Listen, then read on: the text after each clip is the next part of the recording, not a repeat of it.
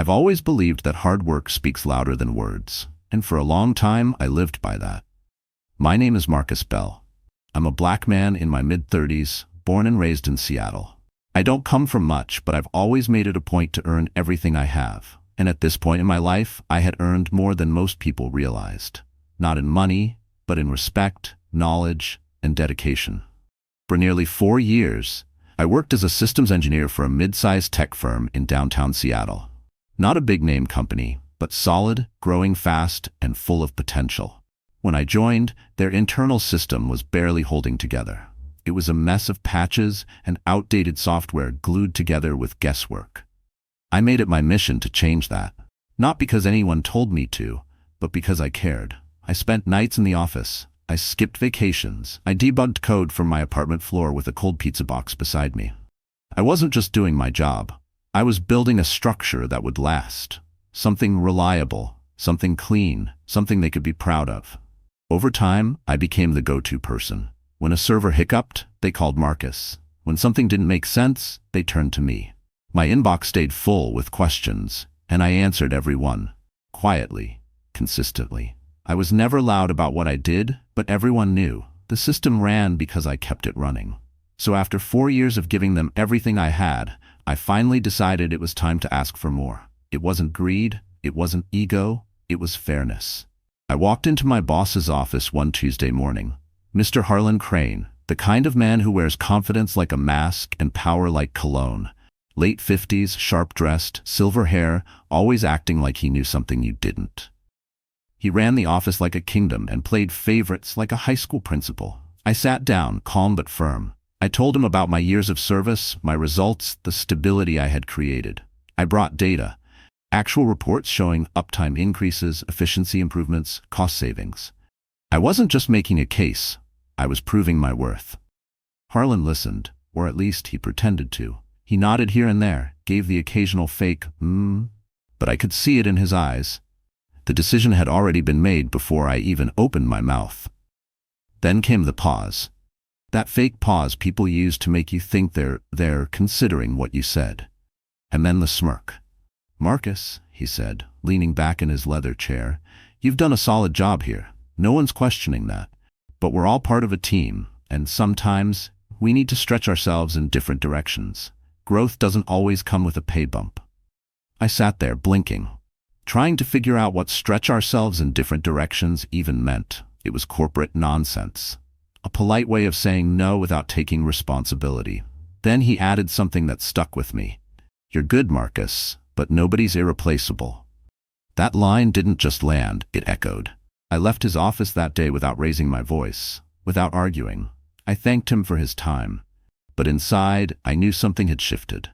Not just in the company, but in me. I kept doing my job, quietly, efficiently. But something told me to watch, to pay attention to how the wind was changing. And I was right. Not even a full week later, I walked into the office and everything felt different. My calendar was empty, my weekly review meetings canceled, my admin access reduced. I wasn't included in strategy emails anymore. It was subtle, but not subtle enough. And then I saw the announcement, a shiny internal email. "We're thrilled to announce Lena Maddox as the new system lead for Project Atlas." Project Atlas, my system, the very same infrastructure I had built with my own hands, handed off like a file folder to someone new. Someone with no experience in system architecture. Someone with no technical background. Someone who, everyone in the office whispered, had a special connection to Harlan that had nothing to do with technology. That's when I knew. This wasn't just a business decision. This was personal, political, corrupt. They didn't just overlook me, they used me. And now they were trying to erase me, but I said nothing. Not a single word. Because I knew this wasn't the end. This was just the beginning of the real story. Her name was Lena Maddox. Early 30s. Tall, sharp cheekbones, always dressed she was ready for a board meeting or a cocktail hour. Every strand of her hair in place, every heel hitting the floor like it demanded attention. To anyone who didn't look too closely, she seemed impressive. Confident, composed, but I looked closely. I had no choice. She was announced as the new lead on Project Atlas, the very system I had spent years building. And in less than a day, she walked into my space like she owned it. No transition meeting, no handoff, no questions. She sat at the desk that used to be mine, the one nearest to the secure server node, and started making changes. Not small edits, not tweaks. She started rewriting the backbone of the system like it was a high school group project she forgot to study for. And worst of all, she didn't ask me a single thing. She barely looked in my direction. And when she did, it was with this smug little half smile, like she knew something I didn't. But I knew enough. See, I'd already heard the whispers. People talked when they thought no one was listening. And I always listened. Lena wasn't promoted because of her skill set. She didn't have one. She was promoted because of her proximity to Harlan Crane. The closed-door meetings, the unexplained late-night emails, the way he suddenly brought her to executive briefings she had no business attending. You didn't need to be a genius to piece it together. Some folks in the office acted like it wasn't their business. Others acted like they were happy for her. But I could tell, most of them were just scared. They smiled to survive, laughed at the wrong times, nodded along like they agreed when they didn't understand a word she was saying. There were a few who shot me those guilty glances, like they knew this was wrong, but they weren't going to do anything about it. I didn't blame them. They needed their jobs. But so did I. So I stayed quiet. Lena jumped into my system like it was a playground. She started renaming core files, disabling protocols that were put there for a reason. She moved firewall permissions around like they were puzzle pieces, not realizing how one wrong move could leave the entire infrastructure exposed. I watched her do all of this in real time. She didn't ask me what anything meant. She didn't ask why a certain port was closed or why a backup was scheduled in an odd time window. She didn't ask about the encrypted subnetwork I set up to protect client-sensitive data. No. She bulldozed through everything. With confidence, yes. But with zero understanding. And still I said nothing, not because I didn't care, but because I had already learned speaking up would only make it worse. They didn't want my help, they wanted my silence. They just didn't expect it to be so effective. She crashed the email server the second week. She blamed it on a legacy script she didn't understand, one that she had disabled. IT logs showed everything, but no one looked. A few days later, a scheduled backup failed and we lost a day's worth of transaction logs. No one said anything publicly, but internally, panic set in. And I kept sipping my coffee. She even had the nerve to forward me her error reports. Not to ask for help, but to gloat, like she wanted me to see how badly she was failing, without admitting she was failing. The deeper she dug into the system, the worse things got. The infrastructure I had carefully built, stable, clean, resilient, began falling apart, piece by piece, like watching someone take a hammer to stained glass. But I didn't raise my voice. I didn't correct her. I didn't run to Harlan or try to explain myself. I just watched. And in that silence and that stillness, I found a new kind of power. Because while she was busy proving she didn't belong in that seat, I was proving I no longer needed theirs. That was my revenge, in its first form, silence. The kind that makes people uncomfortable. The kind that builds pressure slowly. The kind that you don't recognize until it's too late. And trust me, it was building. 2 weeks. That's how long it took.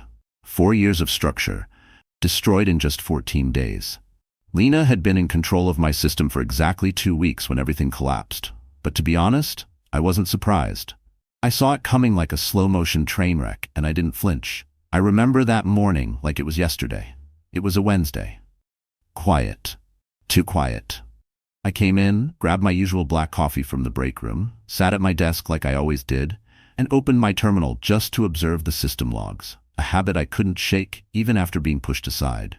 And then it started. One by one, alerts began popping up. Authentication failures, server timeouts, storage overflow warnings. She had deleted a critical configuration file and restarted the system without a backup. Seconds later, the primary server collapsed. Then the backup node failed. Then client access froze across the board. Email shut down. VoIP phones glitched out.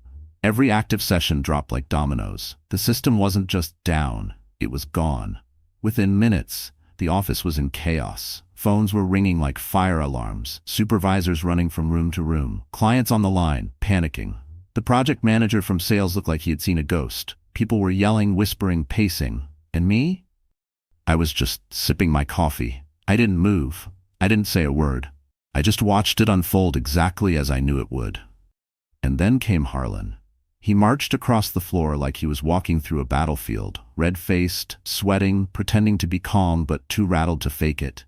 He didn't knock. He didn't even hesitate. He walked straight into my cubicle, looked me in the eye in front of half the staff, and said, "Marcus, fix it.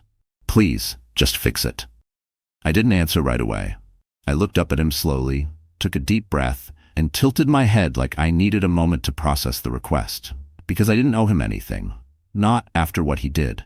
Not after he gave away my work to someone who didn't even respect it. But then I nodded. "Okay," I said, because I wasn't doing it for him. I wasn't doing it for her. I was doing it for me, for the system, for the clients I had built trust with, for my own name, the one they tried to erase from the project. I went to the server room. It was worse than I expected. Logs were corrupted. Rollbacks failed. The restoration points were overwritten. She had pushed a live update from her personal laptop with debug mode open, something even a junior intern would know not to do. But I kept my cool. I isolated the broken nodes, booted from the oldest clean image, reconnected the live database, and restored core services manually. No automation, no shortcuts, just raw engineering, the kind they no longer appreciated, but desperately needed now. It took 5 hours, no breaks, no lunch. But when I walked out of that room, the system was back. Emails were flowing, clients could log in, transactions processed like nothing ever happened. Everyone clapped, not for me, not out loud anyway, but in their eyes, there was this look, a quiet respect, a recognition. They knew, they all knew. And yet, I didn't take the credit. I didn't make a speech. I didn't point fingers. But I did one thing. I left a breadcrumb trail. Every access log, every error, every wrong command Lena had pushed, I saved it. I archived it, I encrypted it, and backed it up in a location only I could find, with timestamps, screenshots, and silent proof of everything. Because when the day would come, and I knew it would, I wanted the truth to speak for itself. That was my second form of revenge, the quiet record. Not loud, not petty, just there, waiting. And while everyone else was breathing sighs of relief, thinking the worst was over, I was just beginning. Because I had already made my next move, you would think saving the company from total collapse would at least earn you a thank you. A handshake, a simple, well done. But now, after I restored the system, after 5 straight hours of damage control, I went back to my desk with zero recognition. No one came over, no emails, not even a nod from Harlan. It was as if fixing their disaster was the bare minimum they expected from me. I didn't need applause. I wasn't looking for a trophy. But what came next? That part? That stung. Later that same afternoon, I got a message on Slack. "Marcus, HR and Harlan need to see you. Conference room B." My heart didn't race. My palms didn't sweat. I had a strange calm over me, like I already knew what kind of nonsense was waiting for me in that room. I walked in, and there they were. Harlan in his usual smug posture, and Janice, the HR director. She smiled, the kind of fake smile that feels like a trap. I sat down, and Harlan got straight to it. "Marcus, listen. First of all, great job fixing the system. We all really appreciate it." That was the only praise I got. And even that felt forced, like he had to get it out before delivering the real message. "We're trying to move forward positively from what happened. Lena's still settling into her role, and given your experience, we believe the best way to ensure success is to have you assist her, at least for the next few months." I just sat there, staring at them both. Did I hear that right?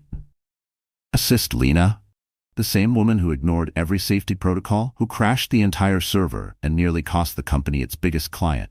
The same person they handed my job to without warning? Now they wanted me to be her crutch? To fix her mistakes while she pretends to lead? I didn't raise my voice. I didn't flinch. I just replied slowly, "No." Janice leaned forward like she didn't understand.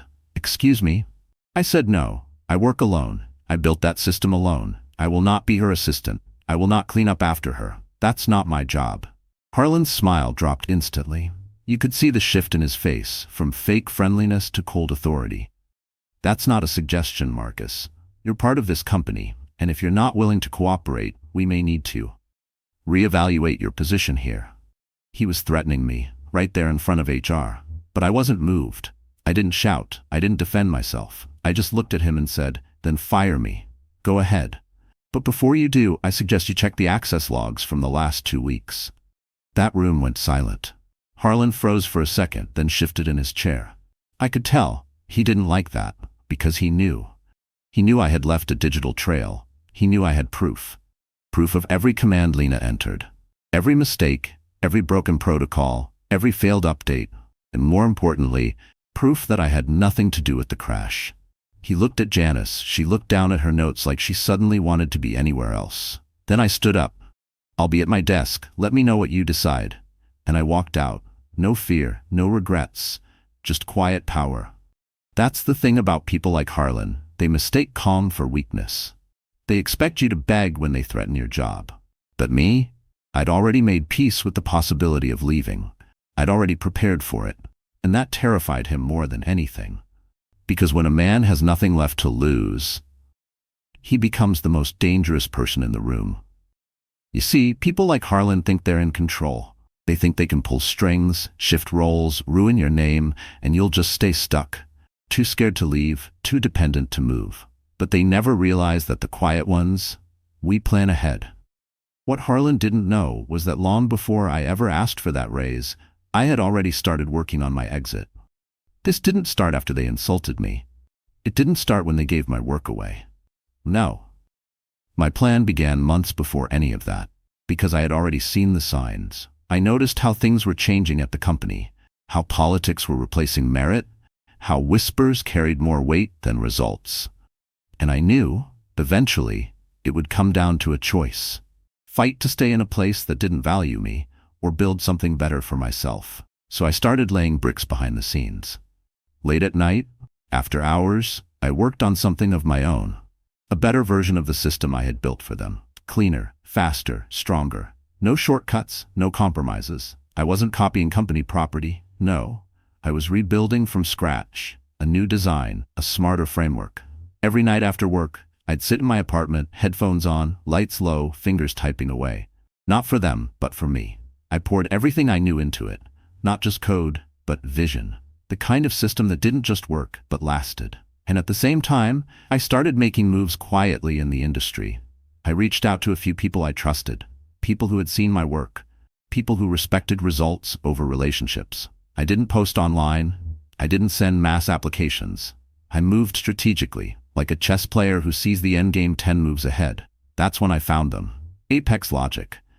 A rival firm across town. Smaller team, bigger ambition. They had been following my work from afar. One conversation turned into 3 interviews. Those interviews turned into a job offer. Double the pay, full creative control. My name on the architecture. No Lena, no Harlan, no office politics, just purpose. I didn't take the offer right away. I kept it close, like an ace in my back pocket, because I knew if I jumped too soon, they'd find a way to spin it. Call me emotional. Say I couldn't handle pressure. I didn't want to run. I wanted to walk away with dignity, with the facts on my side and with their house on fire.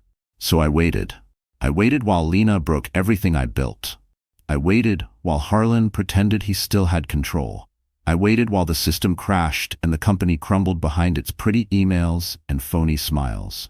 And now, standing in that silence after the threat, after the so-called team meeting, I finally realized they thought they still owned me. But I had already left the building in my mind. I was just waiting for the door to swing wide open. The moment they gave me a reason, I was gone. And when I left, I wouldn't leave empty-handed. I'd leave with my pride, my plan, and everything they took for granted. 2 weeks. That's all I gave them. After everything I'd witnessed, after everything I had endured in silence, I walked into that same office they once tried to bury me in, typed up a clean, professional resignation letter, printed it on smooth white paper, signed my name at the bottom, and placed it on Harlan's desk, right on top of his morning briefing packet. I didn't wait for him to read it. I didn't ask for a meeting. I let the letter speak for itself. It said, "Effective 2 weeks from today, I will be resigning from my position. Thank you for the opportunity." Nothing fancy, no emotion, just clarity.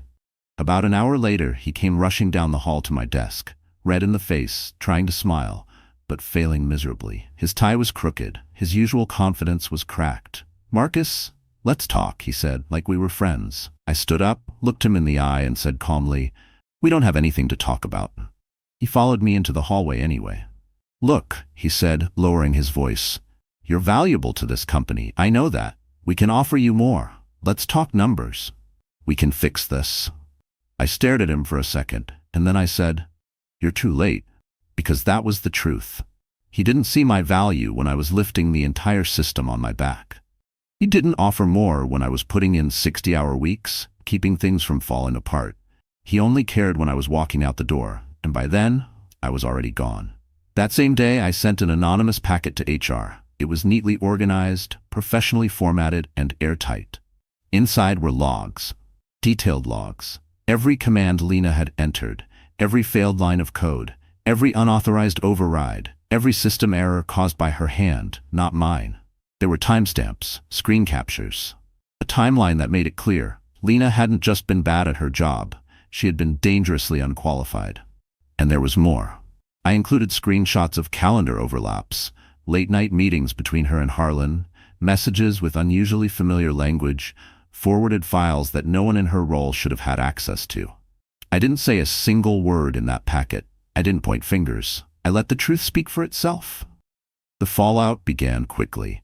By the end of the week, Lena was placed on administrative leave. They didn't make a public announcement. Of course not. But the silence in the office was louder than anything they could have said. Her desk was cleared out before Monday. People whispered, but this time, no one covered for her. The fear had turned into awkward relief. Harlan, on the other hand, was suddenly on vacation. A very long, unexplained vacation. HR launched an internal ethics review.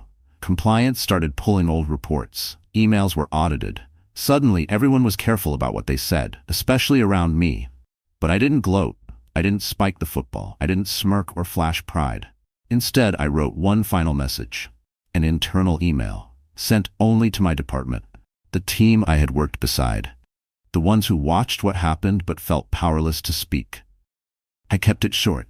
Before I go, I just want to say this. If you ever wonder why good people stop trying, remember, silence isn't weakness.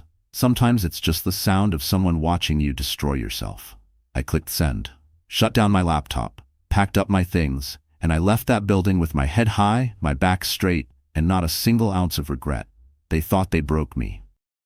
But what they really did was build the man who would walk out on his own terms, unbothered, unbeaten, and already rising elsewhere. When I walked out of that building for the last time, I didn't just leave a job. I left behind the version of me that tolerated disrespect. I stepped into something new, something better, something built on value, not politics. Stratuscore. That was the name of the company. They didn't care about favoritism. They didn't care about who whispered the right things to the right people. They looked at your work, your ideas, your impact. That was all that mattered. They brought me in as lead systems director, not an assistant, not someone tucked in the back, cleaning up after someone else's mess. No, I was the one in charge. I walked into my new office on the top floor. Clean desk, polished floors, a team of sharp minds who were eager to learn and even more eager to listen. And for the first time in years, I wasn't doubted. My ideas were heard. My suggestions were implemented. When something broke, the team didn't wait for me to clean it up. They stepped up because they respected me, not because they feared me. There were no backroom games, no favorites, no one sleeping their way into positions they didn't earn. Just real work, real people, real progress. My days became peaceful. No sudden ambushes from HR, no surprise team meetings to cover someone else's failure. I didn't dread waking up on Mondays. I didn't carry stress home in my shoulders. Instead, I found joy again. Joy in building something that mattered. Joy in being surrounded by people who didn't just see my value. They relied on it. And here's the best part. I made more money. I had more freedom. And I finally had something no one could take away from me. Self-respect. One afternoon, a few months into the job, I sat alone in the conference room looking out the window, watching the skyline of the city stretch wide under the sun. Seattle looked different from up here. And that's when it hit me. They thought they buried me, but they didn't know I was a seed, not a mistake. Everything they did, the demotion, the betrayal, the threats, it didn't break me. It planted me. And now, I've grown into something stronger, something untouchable, something they can never tear down again. So to anyone listening to this, if you've ever been overlooked, replaced, disrespected, don't shrink. Don't fight to stay in rooms that don't see you. Build your own. Let your silence confuse them. Let your growth haunt them. And when it's time, let your comeback speak louder than any revenge ever could. I used to think revenge meant striking back, proving a point, letting people know you were wronged and making sure they felt it. But I've learned that's not always true. Sometimes the most powerful kind of revenge is no revenge at all. I didn't scream when they took my work. I didn't fight when they gave my system to someone unqualified. I didn't start drama when they tried to use me as a backup plan. I stayed quiet, I stayed calm, I focused on my craft. I let them dig their own hole, and when they did, I didn't try to pull them out. I walked away. And that silence, it said more than words ever could. Because people like Harlan and Lena, they're not afraid of noise. They're used to noise. What scares them is the quiet, the kind of silence that comes with power. The kind that means you've already outgrown the room they tried to trap you in. So no, I didn't get even. I got better. I got free. I got everything they never expected me to have, and I did it without begging, without shouting, without lowering myself. They collapsed under their own weight, and I didn't have to lift a finger. Revenge doesn't always look like payback. Sometimes it's walking away while they crumble under their own weight. I didn't yell. I didn't expose. I just left and made sure the truth caught up to them. And in the end, sometimes the best revenge is silence, success, and never looking back. If you've ever been ignored, if you've ever watched someone less qualified take what you worked hard for, if you've ever stayed silent, not because you were weak, but because you were wiser, then this story is for you. Hit that like button if you know that real power doesn't need to shout. Subscribe if you believe that sometimes the best revenge is peace, purpose, and moving on to something better. And if you've ever been underestimated, pushed aside, disrespected, but still rose anyway, drop a comment below. Tell your story. Your comeback is already in motion. Because quiet strength, it always wins in the end.